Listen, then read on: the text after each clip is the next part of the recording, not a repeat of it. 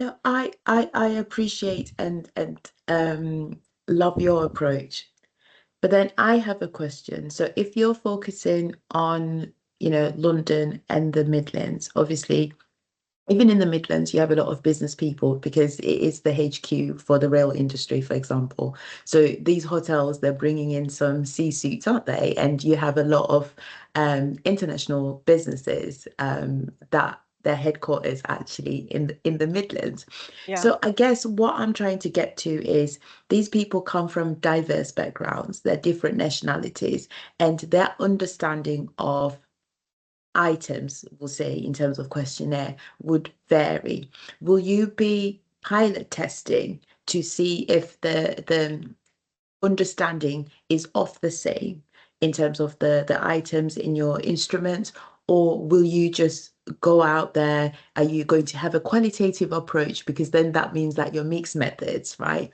Or are you just going to utilize the instruments because they've been tested? Yeah, I'm going to do a pilot study. Yes, I Mhm. will. At some point when I get to that level, just so that I can be able to pick that the guests are understanding what really I want to do. That would also help me to inform me on how can twist my questions. That oh, this is not really what I really am looking at from the guests. I'm also going to do a bit of maybe I can check I think there's this platform where you get a lot of feedbacks and free feedbacks that has to do with the hotel. So that could also inform me on how my questions could be. I Mhm. think that could also help me to understand because we have variations. Culture could speak on that. And maybe you trying to get information about someone that stays in Dubai and came down to Mhm. the United Kingdom. The way they see ambience could be different from the Mhm. way someone that's born and bred in the UK sees ambience. So I think an opportunity for me to see how questions had been administered in the past.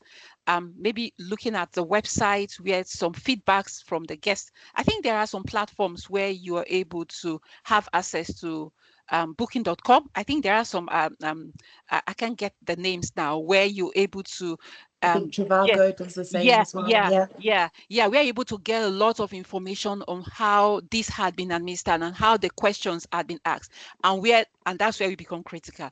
And where are the questions you think that if you get them, you can tailor them to what you're looking at. And with the pilot study, to go a very long way to help. Yes, we have the instrument that we can use, but the pilot study will help me from the start of the whole process. Lovely. So in terms of ethics then, when are you planning to get that sorted? What is the plan in terms of your Yeah, project plan? yes, that's the first thing. At the matter of fact, when I had a meeting with my supervisors, he said, "Alero, yeah, I see your topic. You seem passionate about it. How are you going to get the data? How are you going to get these people? Because this is going to be a big challenge when you get to that ethical than that process." And I began to think, well, yeah, I've worked in the hotel, but how many?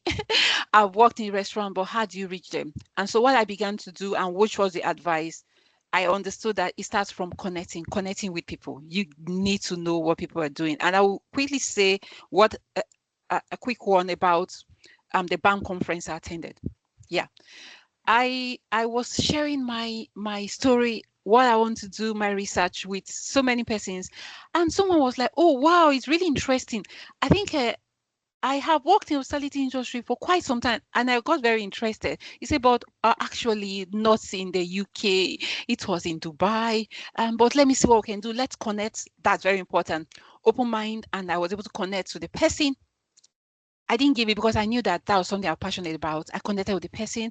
After a few days, it's actually a lecturer, a senior lecturer, and he said, "Oh, I have a presentation in a conference in hotel, one of the hotels in London, and if you're happy to come, I would like to invite you. That will be where you see so many hotel leaders."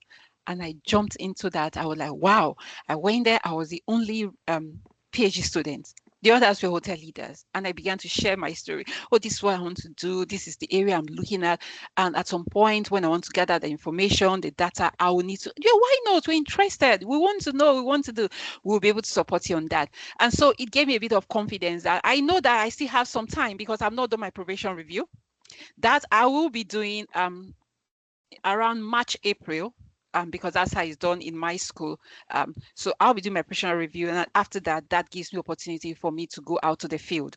But what I'm looking at is that when I'm getting close to that time, I begin to look at the work tribe and begin to check on what is in, what I need. But one thing I know from questions I've asked is that when you get to that spot, they want to know very well that you're not going to have challenge in gathering your data. You're going to have those information, and that's why I began to do this back-end information, meeting the people I need to meet, joining the association that I think would help me. I'm talking about Stability, and so I had to join CHIMI, Council for Stability and Management Education. I want to know what's happening. They have a webinar coming up next week in Lagos, in London. They are talking about policies in place, the UK government, and how that affects hospitality, talking about AI. I want to know what it entails and begin to have those conversations, build that relationship, build that connection. And so that when it's time for me to say, okay, I have my questions, I have the approval from the school, and this is how I want you to support me, and this is how I know it's going to be beneficial. I think at that point I should be able to have what I need. So I'm taking it one step at a time, but I'm doing what I need to do at the back end, waiting for the time when I will need to fill those information around that ethical processes.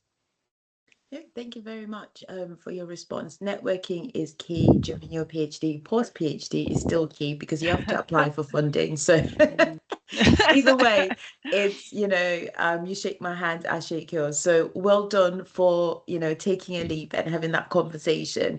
And, I will say preparation for the ethical approval in time is good because you can't control your participants. What Very true. does Noma mean by that? She means if you read papers, right, in your industry, niche industry, or you realize that it takes people 9 months to collect their data and therefore publication. So what does that mean as a PhD students? Because these are big names, household Mm. names. That means yours might take about 12 months. Thank God you're not creating a new instrument, right? But to get people to complete the whole Very true. survey, Yeah. it's a variable that you can't control. That's why I'm asking these questions, and I want to challenge your thoughts to say, right, that's a variable I can't control. It's not a blind Mm. spot because other people have gone through it. That's why people will share Amazon vouchers, right? So again, that means you have to have a budget, right? If you don't have Yeah. one already, no, seriously, it's You're right, challenging stuff. Nova. Hmm. So, you need to start thinking about that. Again, disclaimer, you can't sue me. I'm not a professor. I'm just sharing my own lived experience. Yeah. Uh, but you need to start thinking about those things because that could delay your progress. So hence why I'm Mm. asking about your ethical application form to say start thinking about these challenges, because if you don't get it in time and start collecting that data, that means you may need an extension from a Mm. quantitative perspective, because there's so many steps that you have to go through. It's not just collection of data. Yeah. And again, you need to code the data. Like you said, Yeah. you want to know about feelings. So again, if you're going to use SPSS, you need to code the feeling. If I say I'm happy, happy is number one, right? So you need to code that. That takes time and dedication. Even if you're Wow. doing a PhD full time, those are things that you need to consider. And that's where I got my 5 gray hairs, that I dye And I already have the gray continuously. hairs. I wonder what will happen to them. Maybe the next time you see me, I'll all be white. And you ask, am I speaking to Alero as I'm the one? But thank you, honestly. Thank you for this advice. Thank you.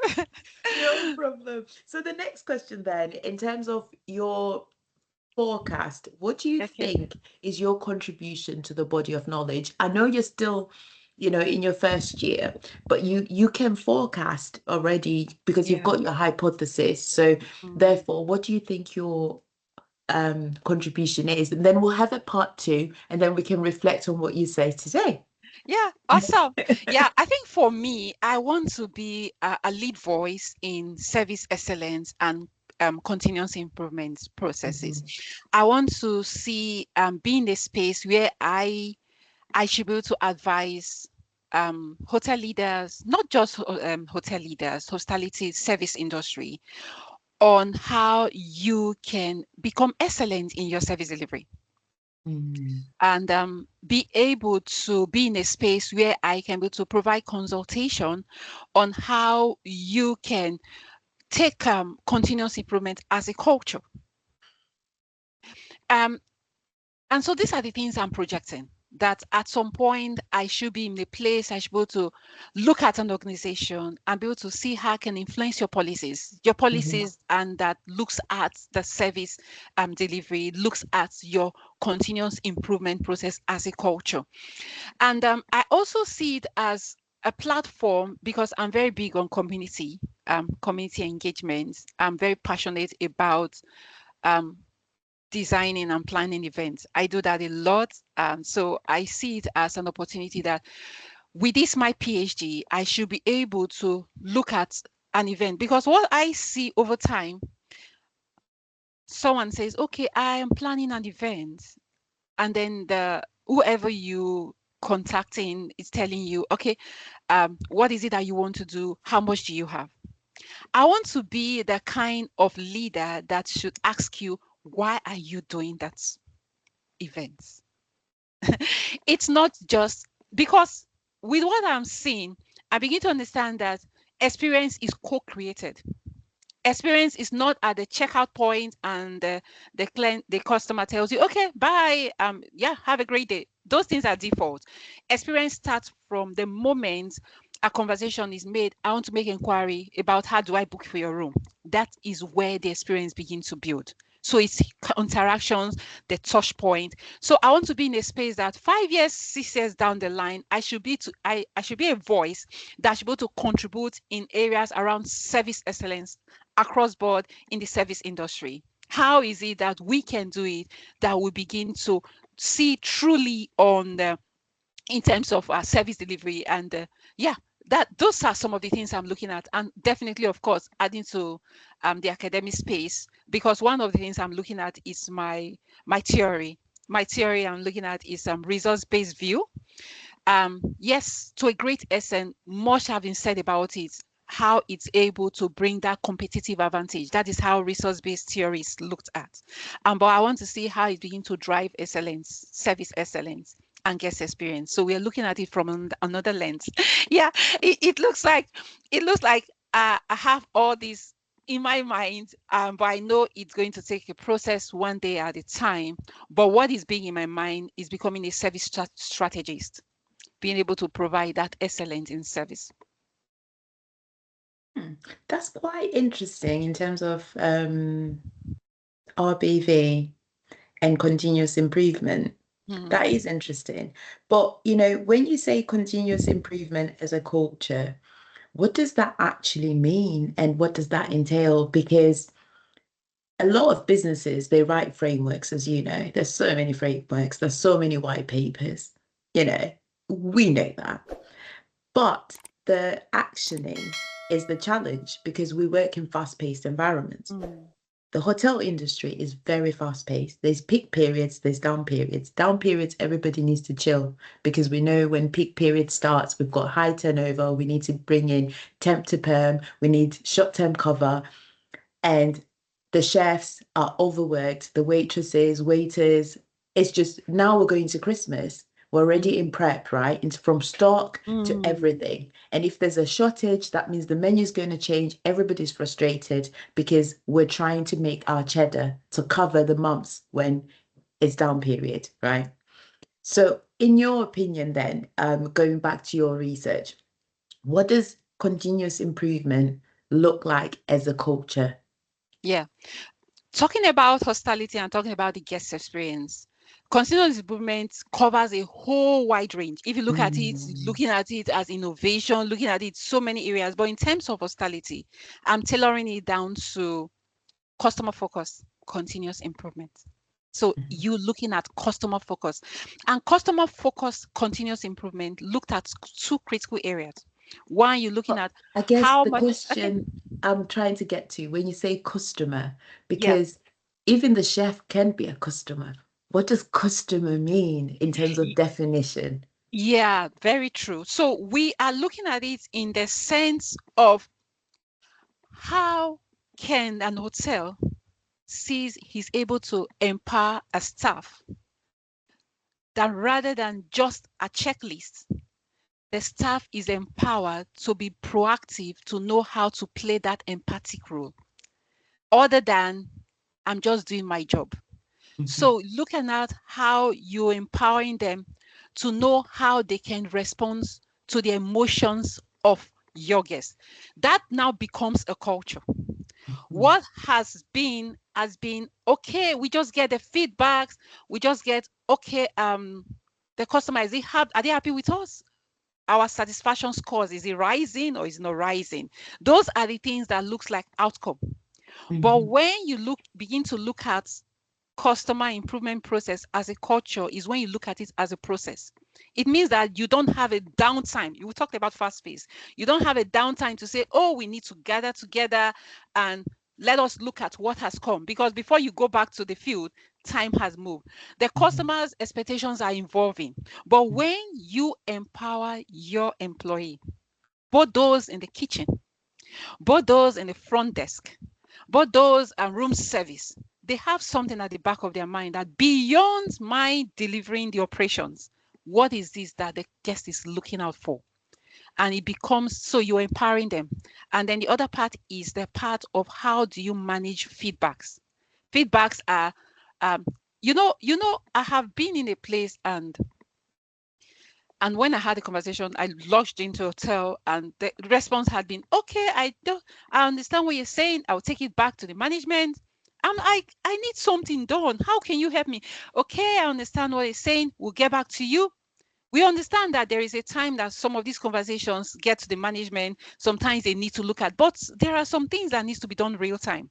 So what kind of empowerment is given to the employer, the employee, the person in the kitchen, that I know mhm, this needs to be done, the person mhm, at the door, opening the door, that is empowered to understand that it's more than the process. It's more than efficiency. It's beyond our service delivery. It's beyond what is it that my guest is looking at. And that is the culture. When you begin to translate your transactions to become transformational, when you begin to mhm, translate um, your processes to become experiential, that is how it becomes a culture. It becomes part of your everyday. It becomes something you do by default, because there is something you're looking at. You understand that it's not about, I understand I have to get my salary. I understand that this customer has to come um lodge in this hotel. At the end of the day, I want to achieve this. But it's about we co-creating that experience. What is it that the customer is looking at out for? And at the end of the day, that's how I see culture. No, I love that, but I feel like if I was on the receiving end and Okay. I have my own hotel, I feel like there's so much that I need to do that I'm overwhelmed because going back to the RBV, I'm just thinking cost of living, the NI contributions as an employer have gone up. Ooh, right. So alone, I'm calculating my salaries and I'm trying to focus for next year. Some of these things, even though they are important, I'm cutting down on costs, aren't I? Yeah. So I'm just sitting there going, this is giving me stress. I'll rather turn a blind eye because it's not relevant now, but I'll be reactive next year when I know what the new living wage is, for example, what the, if we're part of that, what the new national living wage is, if we're a part of that, because I have to calculate my costs from zero all the way to top. And if last year I was a red side, I wasn't making a profit. This is Mm. great. This is brilliant. But boy, oh boy, I can't do it. How do you convince me to start thinking in that way? The truth of the matter is that no matter how, and that's really one of the challenge the hospitality industry is passing through, rising costs. But what you will not take away is that the customer always want to have an experience. Mm. You cannot take that away. Two things that would be able to, for hospitality industry, to be able to navigate through the rising costs and the challenge is value and experience. The value sometimes, of course, the numerical part of it is there. You understand that, oh, does it mean that I need to begin to train my staff? Does it mean that I have to look at the ambience? Oh, does it mean that there are some things? Let me explain. You have a customer coming into your hotel, and of course, you ask the customer, oh, so when did you book the hotel? And the customer tells, okay, it's so and so date, and you say, okay, you're in room this. And then another person comes in and says, oh, Noma, you are in this. I have called your name. I have personalized the experience. What their customers are looking at is that make me, other than I am transacting with you and I'm paying for your room, make it a bit more personalized. Make me understand beyond the lobby, beyond the this is our, beyond the script, make it personalized. So it does not always entail money. It does not entail value in monetary terms. Yes, there is a place of at some point you have to do the bit of training, but it has to do with a mindset. It has to do with your mindset as the hotel leader. What is it that you're looking out for? That's why I was saying at first that we have looked at some feedbacks, and the feedbacks we get, okay, yes, you got this, you got this, but I would have loved something. There is a language they are asking, there is a language they are speaking. So it's not always yes, the cost is there, but what would keep you to stand is you able to give that customer the experience. If I go to an hotel and someone calls me by name, if I go to an hotel and because I've fixed my date of birth and everything, and the person knows when my birthday is coming, or the person knows about, okay, my wedding anniversary, and asks a question, ah, okay, maybe you came with your spouse, and oh, and just makes it a bit more personalized. Or you get me a cake. If it's my birthday, you get me a cake, personalized, and creating the kind of moment for you. I would say that despite the cost, despite the challenges, despite we know that the staff shortage, the customer will look more in that line. Someone would ask the question that, okay, but it's not all the time that we get these customers coming to the same hotel. Yeah, we understand you don't get customer get to hotel. But one beautiful thing with what my research is looking at is this. You are doing the feedback, you get feedback in your hotel. You get that. I am doing a lot of hotels and I'm getting feedback from them. It gives you a perspective of what is it that the customers are looking at. It gives you a perspective of what the trend is. Because if you're doing a feedback, because many organizations, many hotels, they do feedback, they look at the feedback. Some would even say, oh, well, I understand what you're saying, but my hotel, we do a lot of feedbacks and we take the feedback to work on it. But what I'm doing is I'm getting feedback from different hotels. So it becomes a bit more, it's widespread. So I'm able to gather the information. It helps you to know how to plan the now, and it helps you to know the trend in where things are going. So those are the things that you look at the end of the day in standing out as a hotel or wherever you want to do. I understand too that it's something that I just started, and I'm sure that as I go on, like I know it's involved and the self-discovery in it, I should be able to say, okay, yeah, I think this is where I should drill in if I really want to be able to provide that services I'm looking at the end of the day. Yeah, I love that. Now, to move you on to the next question, in your opinion, with all of this diversity and inclusion in the world, I know a lot of businesses are now reporting on gender pay gaps. What are your thoughts in terms of women in industry? Do we need to be boxed in the sense of you need women to be paid more just like men, or do you think it's just the focus shouldn't be on that, it should be on much more than just that? What are your thoughts in terms of the current debates? Well, that's really a very sensitive thing. And I think to me, it's not really about gender. I think it has to be with what you bring into the table. that's why I feel I understand that there are lots of conversations at the back end. Um, allow the women to come to some of the senior high tables. There are some organizations you do not see women taking executive high top level positions, and sometimes it could it could look like they are threats to the men. I'm just trying to be careful with it, and they feel that this is their place. But to me, I'm not really advocate for it should be this or that. But I'm always of the opinion that what it is that you bring into the table, that's really what matters. What value are you bringing? And we understand that there has been a lot of education around that line. Many women are beginning to understand. There's a lot of self-discovery. Many people are beginning to understand what they can do.